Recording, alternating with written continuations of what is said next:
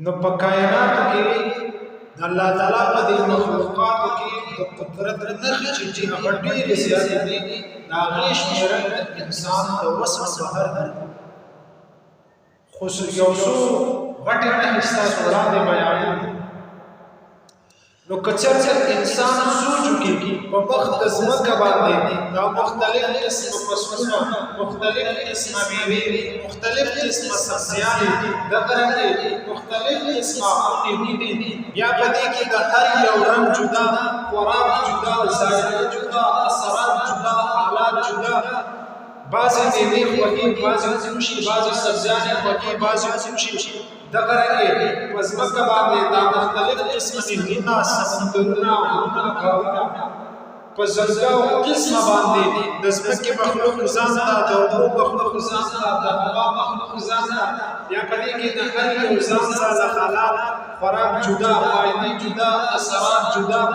دغرنګې په مخ د ځمکه باندې د مختلفو قبیلو مختلفو علاقو انسانان چې یو انسان د بل نه بدل اخلاق جدا خوراک جدا عادات جدا معاملات جدا دغرنګې بیا دا دومره وسیع او اوچت اسمانونه چې رب ذوالجلال کا بغیر د ستونزو درولي دي بیا په دې کې د هر دا نظام چې هر د ځمکې نه یو اته چنده باندې لوی دی بیا د سپوږمۍ او د ستورو دا نظام چې د ټولو نه ورپورې ستوري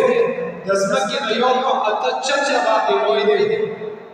بیا د لمر د سپوږمۍ او د ستورو دا محکم نظام چې په یو مقرر وخت سره راخېږي او مقرر وخت سره خېږي نه پکې په اوسه پورې څه تبدیلي راغلې ده نه پکې نه د څه مرمت دپاره ضرورت شته دی نه په رنګ کې څه بدلون راغلی دی بلکې په یو مقرر وخت سره راخېږي او مقرر وخت سره خېږي بیا دغرنګې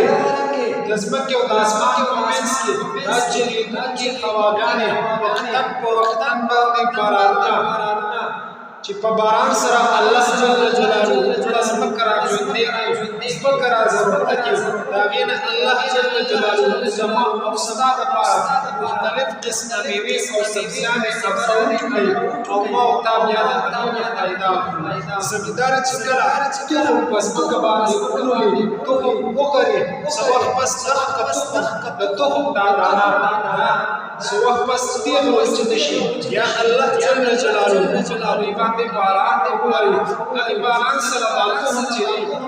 تېغه چې د دا غټه شي تشنې چې د هغې چې دغه جوړه شي په دغې کونه کې بیا رب ذوالجلال مېوې پیدا کړي سبزیانې پیدا کړي او د هغې میوو د هغې سبزیانو نه ما او تا بیا فایده زمیندار چې کله دانه په ځمکه باندې واچوي مثلا د خټکي تخم یا د هندواڼې یا د تخم دا په ځمکه باندې واچوي نو څه وخت پس څو ورځې پس د ځمکې نه